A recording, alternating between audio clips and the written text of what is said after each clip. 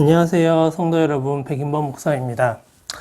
제가 개인적인 사정으로 입원을 하면서 3강 강의가 많이 늦어지게 됐습니다. 죄송합니다. 앞으로는 제가 건강관리에 더욱 힘써서 이런 일이 없도록 하겠습니다. 저희가 지난 시간까지 보았던 것은 종교개혁에 대한 내용들이었습니다. 루터의 95개 방반문에서 시작된 종교개혁이 불교시 칼빈까지 이어졌고 유럽의 각 나라들의 다양한 모습으로 번져가게 되었습니다. 그래서 저희가 지난 시간에는 스위스, 잉글랜드, 스코틀랜드, 프랑스, 네덜란드 등을 살펴보았습니다. 오늘은 그 이후의 종교개혁이 어떤 식으로 발전했는지 살펴보도록 하겠습니다.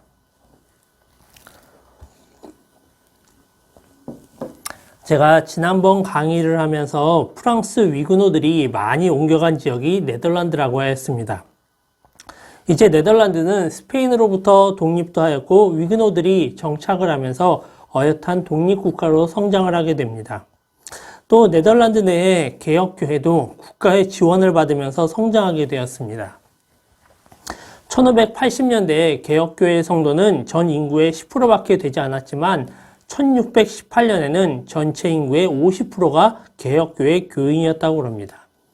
이렇게 네덜란드에서 개신교 신앙을 가진다라는 것은 애국하는 것과 동일시 여겨지기도 하였습니다. 이제 기독교에 대한 핍박이 사라지고 기독교인들이 자유롭게 예배하고 신앙생활을 할 수 있게 되었습니다.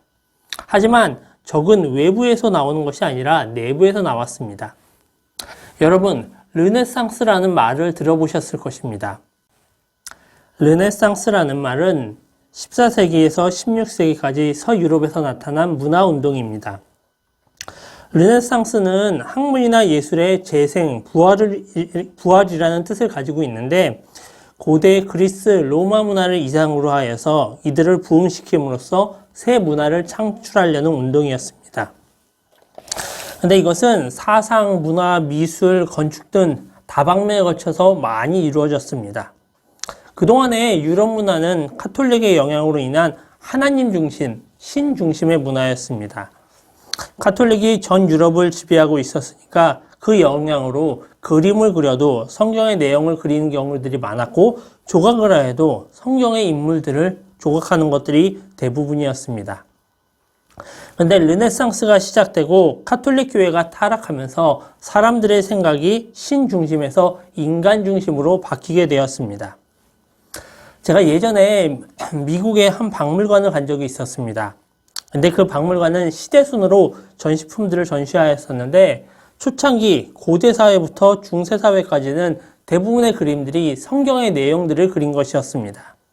그러다 중세시대로 가자 일반 사람들이 나오기 시작했습니다. 사람들이 일반적으로 생활하는 모습들이 그리기 시작한 것이었죠. 또한 조각들도 인체의 아름다움을 표현한 조각상들이 많이 나왔습니다. 그걸 보면서 르네상스의 영향이 이렇게 사람들의 생각을 변화시켜 놓았구나라는 것들을 깨닫게 되었습니다. 그런데 이런 르네상스는 교회 내에서도 인본주의 사상이라는 것을 가지고 왔습니다. 인본주의 사상은 말 그대로 인간 중심의 사상입니다. 이것은 이미 르네상스 시대에 싹이 났지만 종교개혁 이슈에 눌려서 나타나지 못하다가 이제 종교적 자유를 가지고 종교적 자유를 얻자 나타나게 되었습니다. 기독교 안에 존재하는 인본주의는 하나님의 주권보다는 인간의 자유의지를 강조하였습니다. 그리고 이것은 더 나아가서 하나님의 선택과 예정을 부정하는 것으로까지 나타났습니다. 이런 인본주의 사상을 가진 인물 가운데 대표적인 인물은 아르미니우스였습니다. 그는 네덜란드의 신학자였습니다.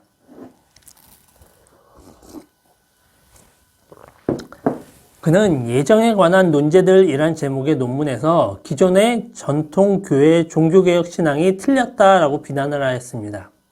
이후에 아르미니우스는 1609년에 지병으로 사망을 했는데 그 이후에도 그의 추종자들은 그 사상을 더 발전시켜서 같은 주장을 반복해 왔습니다. 이런 아르미니우스의 주장을 따르는 사람들을 학론파라고 이야기하였는데 그들은 기존 교회가 틀리다고 항의하면서 논의를 요구하였습니다. 그러면서 그들은 5가지 항목으로 예정교리를 비난하였는데 이들의 이런 주장에 대항하여서 칼빈의 5대 강령, 일명 튤립이라는 것이 만들어지게 되었습니다. 근데 이 튤립이 만들어질 땐 그냥 한두 명이 모여서 아르미니우스의 주장을 반대하기 위하여 억지로 만든 것이 아니라 국가 차원에서 교회 총회를 소집하였습니다. 그렇게 해서 모인 것이 1618년 도르트 총회입니다. 이 총회는 교회 안의 갈등과 논쟁을 제거하고 신앙 고백의 일치를 통해 평화를 이루기 위해 개최되었습니다. 그래서 참석자들은 각주 지방의회와 교회 노회 대표와 신학교 교수들이 초청되었고 정부 대표단도 참석하였습니다. 그리고 또 이것은 다른 나라의 대표단들까지도 참석하였습니다. 프랑스는 대표단 파송을 거절하였고 브란데부르크 대표는 루터파의 반대로 불참하였지만 잉글랜드, 스위스의 여러 주들, 그리고 독일의 여러 주들로부터 모두 8개 지역 26명의 외국 대표단이 참석하였습니다. 그리고 이 회의는 1619년 5월 9일까지 총 154회의 회의를 거쳐서 마치게 되었습니다. 회의가 마치고 나서 참석자들은 모두 해산하고 본국으로 돌아갔지만 네덜란드 대표단은 남아서 국내적인 문제들을 더 처리하고 5월 29일 180회의 회의를 마침으로 총회를 마무리하게 되었습니다. 이후 이 총회 회의록이 의회에서 승인이 되었었고 바로 그 다음날 7월 3일날 모든 학론파 직분자들은 사임을 요구받았습니다. 그 결과 약 200명의 학론파가 공직에서 물러났습니다. 그 가운데 80여 명은 자치를 감추었고 70여 명은 사역을 하지 않겠다라고 약속하였고 40명은 도르트 총회의 결과를 수용하면서 복직되었습니다. 이후에 1625년 마우리치 공이 죽자 학론파는 신앙의 자유를 허락받았고 1630년에는 교회를 세울 수 있게 되었습니다. 하지만 이것은 학론파의 신학을 인정받은 것이 아니라 사회적 통합과 관용을 위한 조치였습니다. 그러면 이 아르미니우스의 주장과 도르트 신경의 주장이 어떻게 다른지 제가 표를 하나 만들었습니다. 이 표는 정요성 목사님이 쓰신 칼뱅주의 5대 교리 완전 정복이라는 책에 나오는 표입니다. 이 표를 보시면 학론파의 주장과 도르트 신경의 주장을 한눈에 알 수 있게 정리하였습니다. 간단히 살펴보면 제1조항은 선택과 유기의 원인에 대한 것입니다. 그래서 학론파는 조건적 선택을 주장하였습니다. 예지 예정이라는 것이 하나님이 개인의 신앙 여부를 미리 보시고 선택 여부를 결정하신다. 하나님이 예정을 하실 때 조건적으로 사람들을 선택한다라는 것입니다. 반면에 저희가 믿는 칼뱅주의, 도르트 신경에서는 무조건적인 선택, 절대 예정, 하나님이 무조건 선택을 하시는 것이다 라는 것을 주장하였습니다. 제2조항은 그리스도의 속죄의 범위입니다. 학론파는 보편 속죄라고 해서 믿는 자들만 구원을 받지만 그리스도는 모든 인류를 구원하시고 속죄하시기 위해 죽으셨다라고 이야기합니다. 그래서 구원이라는 것은 믿는 자에게만 주어지지만 그리스도는 안 믿는 자들까지도 구원하시려고 속죄하고 죽으셨다라는 것입니다. 하지만 도르트 신경 칼뱅주의에서는 제한 속죄, 바로 그리스도는 믿는 자들을 속죄하기 위해서만 이 땅에 오셨다라고 주장을 합니다.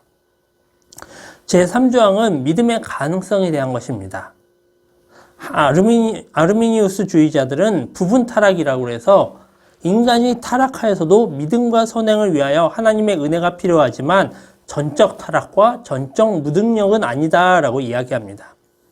이것은 한마디로 인간이 자기의 노력을 통하여서 선행을 통하여서 그 믿음을 얻을 수가 있다라는 것입니다. 하지만 칼뱅주의에서는 전적 타락, 인간이 자기의 어떠한 노력과 어떤 수고를 통해서도 믿음을 인간이 얻는 것은 불가능하다. 오직 하나님이 주시는 것이다 라는 것을 주장합니다. 제4조항은 은혜의 거부 가능성에 대해서 이야기합니다. 그래서 이것은 가학력적 은혜다라고 이야기를 하는데 성령의 역사로 사람의 중생과 회개가 이루어지지만 사람이 성령의 은혜를 거절할 수도 있다라고 이야기합니다. 하나님이 부르시는데 사람이 그것을 거절하거나 성령 받기를 거부할 수 있다라는 것입니다. 반면 저희가 믿는 칼뱅주의에서는 불가항력적인 은혜, 하나님이 주시는 것은 우리 인간이 결코 거부할 수 없고 하나님의 선택에 의해서 우리는 무조건 구원을 받는다라는 것입니다. 제5조항은 구원의 상실 가능성에 대해서 이야기를 합니다. 그래서 아르미니우스 주의는 성도의 조건적 견인을 이야기합니다. 한 번 믿었다라고 해서 계속 믿음의 자리에 머무는 것이 아니라 믿음의 자리에서 떨어져서 구원을 상실할 수도 있다라고 이야기합니다. 결국 믿는 사람도 시험에 들거나 그들이 교회에 대한 그 믿음을 저버리면 구원이 취소될 수 있다라는 것입니다. 하지만 저희가 믿는 칼뱅주의에서는 성도의 견인은 무조건적인 견인이다라고 이야기합니다. 하나님이 한번 사람을 선택하시고 견인하셨으면 그가 어떠한 잘못을 하여도 하나님이 그들을 끝까지 구원하여 주신다라는 것입니다.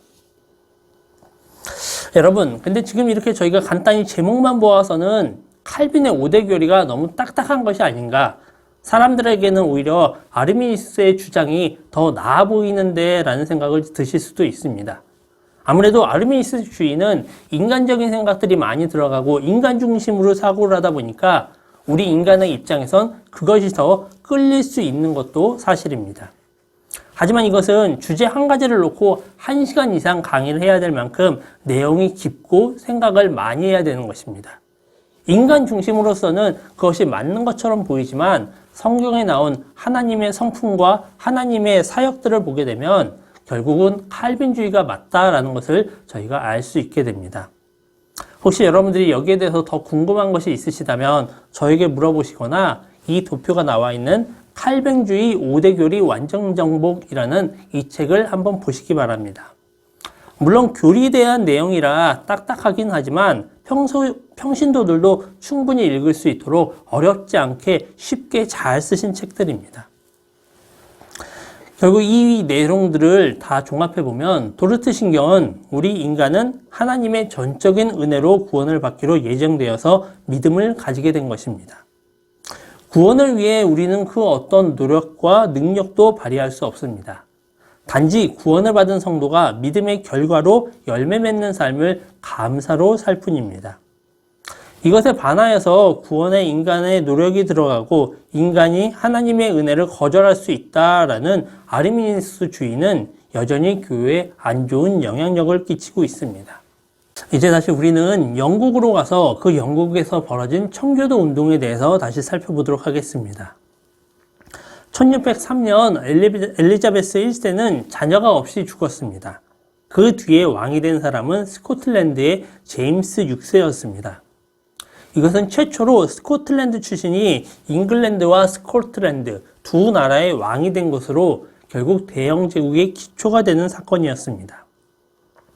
제가 앞에도 설명했다시피 잉글랜드보다는 스코틀랜드가 장로교 신앙이 훨씬 더 발전을 하였습니다. 그래서 엘리자베스 1세 밑에서 박해를 받던 청교도인들은 스코틀랜드 출신인 제임스 6세가 왕으로 오는 것에 대해서 많은 기대를 가졌습니다. 그래서 청교도인들은 새로운 왕에게 천인청원이라는 자기들의 요구가 담긴 문서를 전달하였습니다.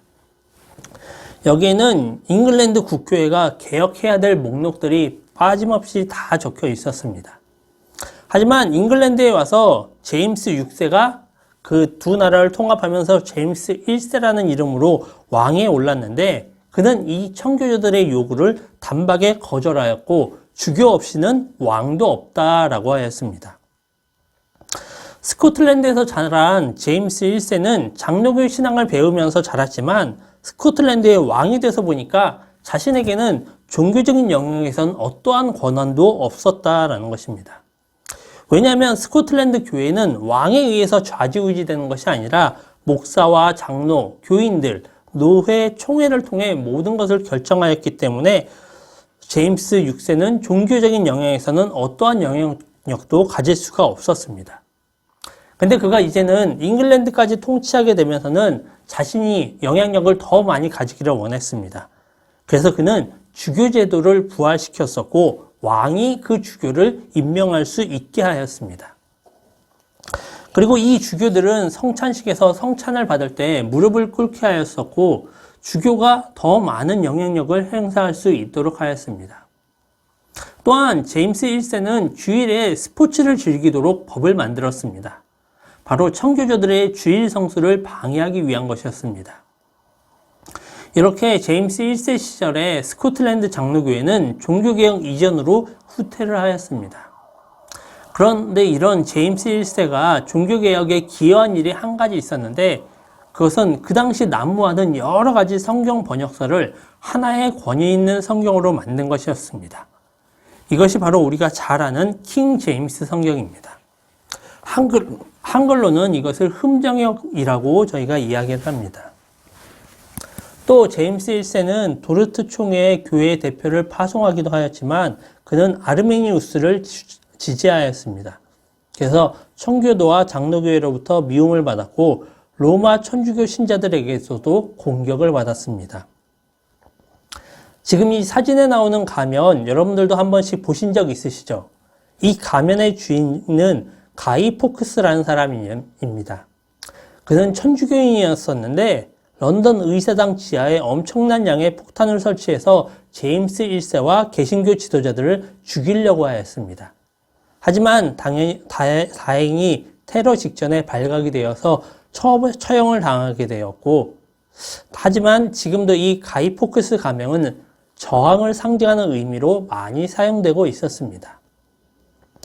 이렇게 종교적인 갈등들이 심한 시대에 청교도인들은 잉글랜드의 중도적인 종교개혁에 대항하여서 진정한 의미의 종교개혁을 갈망하는 사람들이었습니다.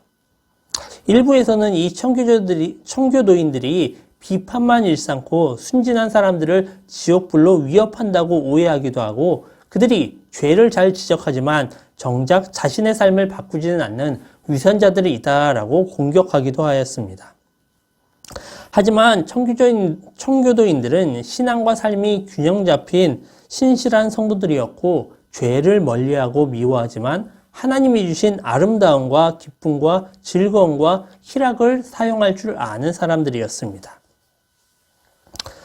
1608년 잉글랜드의 청교도 존 로빈스는 고국을 떠나 네덜란드 레이든에 정착을 하였습니다. 그리고 그곳에서 교회를 세웠는데 이것이 회중교회의 기원입니다.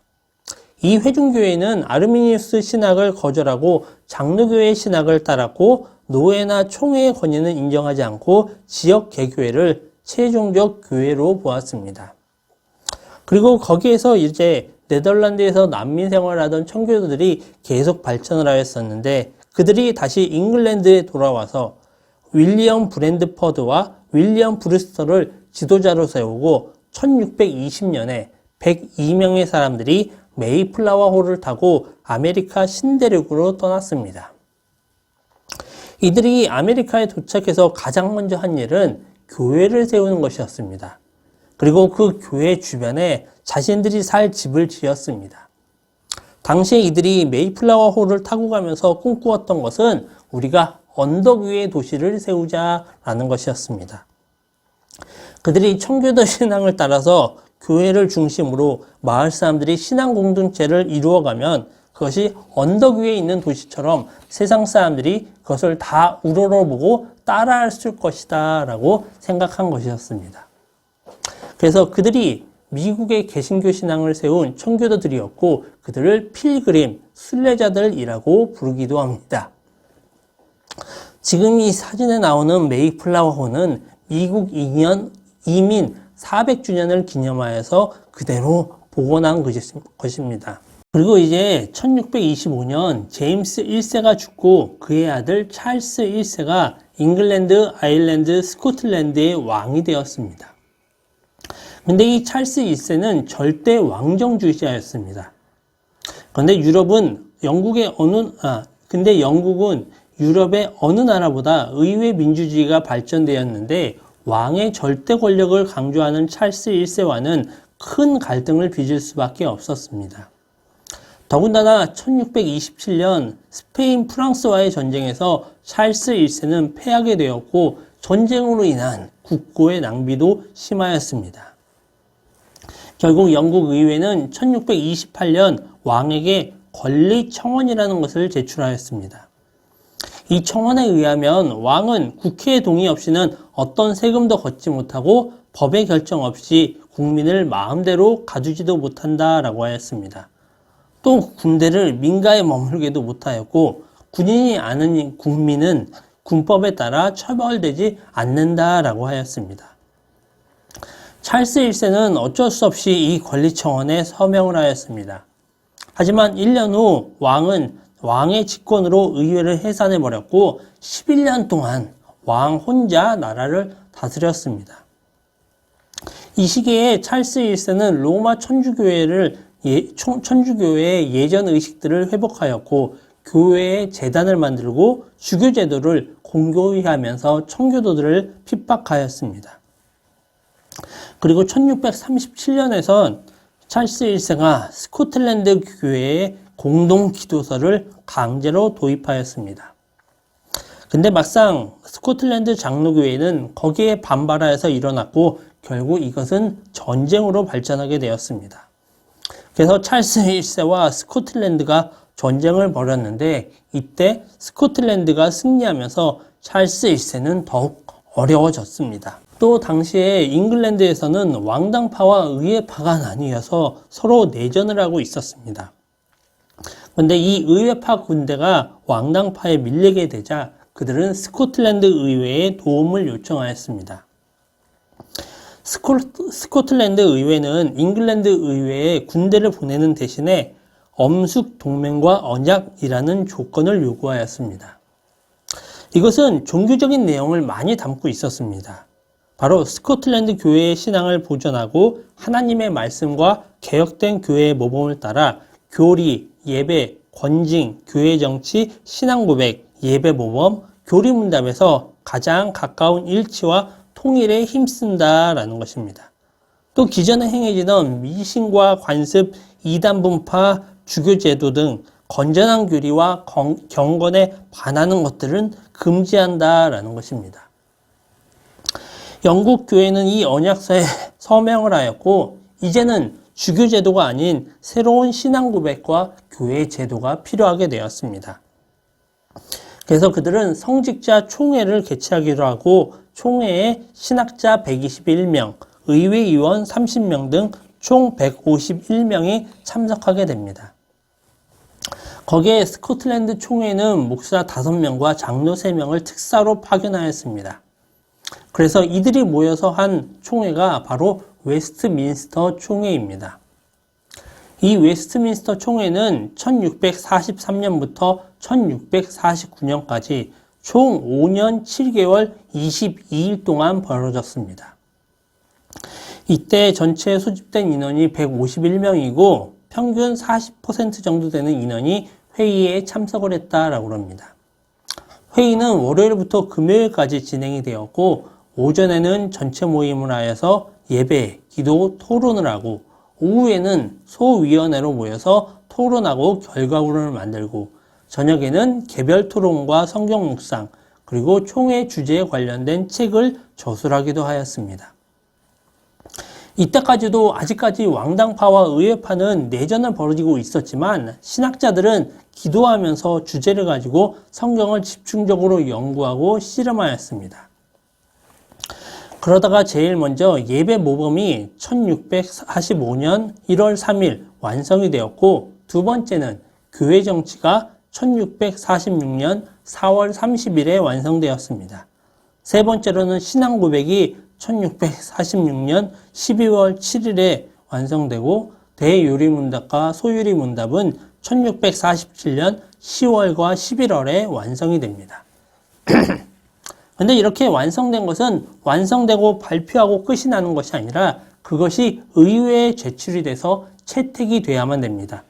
또 의회에 제출을 했는데 그 가운데 중간에 모자란 부분이 있으면 수정해서 다시 제출이 되기도 하였습니다. 이것은 마치 우리나라에서 법을 만드는 과정과 비슷합니다. 당시 영국에서는 기독교의 신앙이 한 나라의 법처럼 채택되고 그것을 전 국민이 따라야 되는 것이었습니다. 그리고 이것에 따라 잉글랜드에서도 장로교회 정치제도가 시행이 되었고 시범적으로 런던 지역을 12개의 노예로 나누고 각 노예에 목사 2명, 장로 4명을 총대로 선출하여 파송하였습니다. 그래서 런던에도 장로교회가 세워지게 되었습니다. 하지만 이것은 오래가지 못하였습니다. 1649년 올리버 크로멜이 이끄는 의회파 군대가 찰스 1세의 군대를 물리치고 찰스 1세는 대역죄로 사형에 처하게 되었습니다. 이제 잉글랜드에서는 왕도 없고 교회의 감독이나 주교들도 없게 되었습니다. 대신 의회가 나라를 다스렸으나 쉽지 않아서 결국 의회는 크로멜에게 나라를 다스려 달라고 요청을 하게 됩니다. 크로멜은 자신을 호국정이라고 부르면서 잉글랜드 공화국을 세웠습니다. 하지만 크로멜은 국민이 선거를 통해 지도자를 뽑는 근대적 의미의 민주주의 공화국은 만들지 못하고 무제한 민중보다는 엘리트 귀족이 다스리는 체제를 선택하였습니다. 크로멜은 회중교회에 속한 청교도 신자였고 사람들이 개신교 신앙을 가질 수 있도록 여러 가지 정책을 만들었습니다. 하지만 시민들은 자신의 신앙 정도와 상관없이 경건하게 살아야 되는 청교도 신앙에 불만을 가지게 되었고 1658년 크로멜이 독감으로 사망하자 잉글랜드 국민은 다시 왕정을 회복시켰습니다. 그리고 웨스트민스터 표준 문서를 폐기 처분하였습니다. 다시 예전의 성공의 모습으로 돌아간 것입니다. 결국 웨스트민스터 표준 문서를 받아들인 교회는 스코틀랜드 장로교회 뿐이었습니다. 이후에 세워진 찰스 2세는 로마 천주교의 신앙을 가지고 있어서 다시 공동 기도서를 교회에 강요하였고 잉글랜드 목사의 25%에 해당하는 2,000명의 목사들이 교회에서 쫓겨나게 되었습니다. 그리고 그 쫓겨난 목사들이 다시 사역을 못하도록 비밀 집회 금지령을 만들어서 5명이 넘는 불법 집회를 금지하였습니다. 또 1665년에는 5마일령을 만들어서 쫓겨난 목사들이 자신이 심우했던 교회에서 5마일 이내에서는 설교할 수 없게 통제를 하였습니다. 그 후에도 20년 동안 2만 명이 넘는 개신교인들이 옥에 갇히고 고문을 받고 사형을 당하였습니다. 그리고 이 시기에는 청교도인들은 공무원이 될 수도 없었고 대학에도 갈 수가 없었습니다. 이렇게 청교도에 대한 박해가 극심할 때에 또 하나의 위대한 작품이 탄생하기도 하였습니다. 이때 존 버녀는 불법적으로 예배를 드리다가 체포되어서 3개월간 감옥에 갇혔습니다. 그리고 그가 석방되어서 나올 때는 다시는 설교를 하지 않겠다라는 서약을 해야 됐었는데 존 버녀는 그것을 거부하였습니다. 그래서 그는 다시 12년 동안이나 더 옥에 갇혀야 됐었습니다. 그 기간 동안 존 버녀는 철로역정이라는 책을 쓰게 됩니다. 이 책은 저희가 작년이었었나요? 그때도 한번 공부를 했었는데 지금까지도 수많은 언어로 번역되어서 세계인들에게 감동과 도전을 주고 있었습니다. 이렇게 청교도를 박해했던 찰리 1세가 죽고 이제는 제임스 2세가 왕이 되었지만 그는 힘이 없어서 프랑스로 추방을 당하고 제임스 2세의 딸 메리가 네덜란드의 윌리엄과 혼인을 하면서 윌리엄이 나라를 다스리게 되었습니다. 그리고 이 윌리엄은 관용법을 발표하여서 마침내 청교도인들이 신앙의 자유를 보장받게 되었습니다. 이 당시에 잉글랜드의 청교도 수는 전 국민의 10% 정도 되었다라고 합니다. 이 청교도인들이 바로 잉글랜드 교회의 진정한 종교개혁자들이었습니다. 청교도들은 언제나 설교를 중요하게 생각하였습니다. 그래서 실제 교회에서 예배를 드릴 때는 설교단을 높이 설치하여서 많은 사람들이 그 설교하는 사람들을 보고 설교를 들을 수 있도록 하였습니다. 그리고 심지어 교회에는 4개의 벽과 설교단만 있으면 된다라는 이야기까지도 하였습니다. 또 그들은 실천에도 앞장서서 하나님의 영광을 위해 살려고 노력하였습니다. 큰 박해가 있는 가운데서도 예배와 설교와 성찬에 그들은 위로와 용기를 얻었고 자신의 죄에 대해서도 깊이 묵상을 하고 부끄러워하였습니다.